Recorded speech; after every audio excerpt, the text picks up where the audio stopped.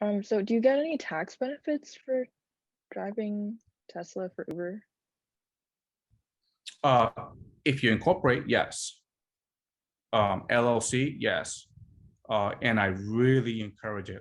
Well, if you're gonna do it my way, if you're gonna do it my way, you're gonna treat it like a business, and you want to establish credit, and then um,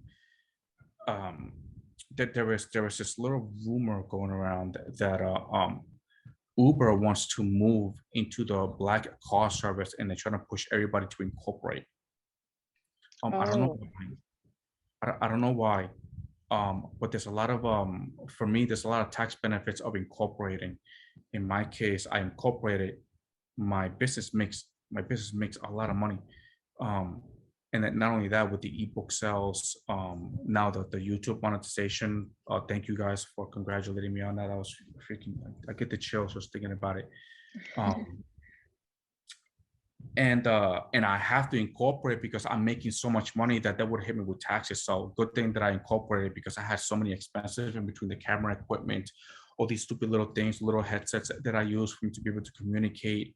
Um, I paid zero taxes last year, or else I would have paid a lot okay. of taxes. But I mean, like there's a lot of benefits, but with those benefits come a lot of expenses. Your Yeah. bookkeeper is expensive. Your CPA is expensive. Not only that, you have to file taxes for the business and for yourself. So that's, yeah, you got to pay like, so it cost me almost $2,000 to file taxes last year. Okay. Mm, And that's with what I have. There's yeah. a lot more right now.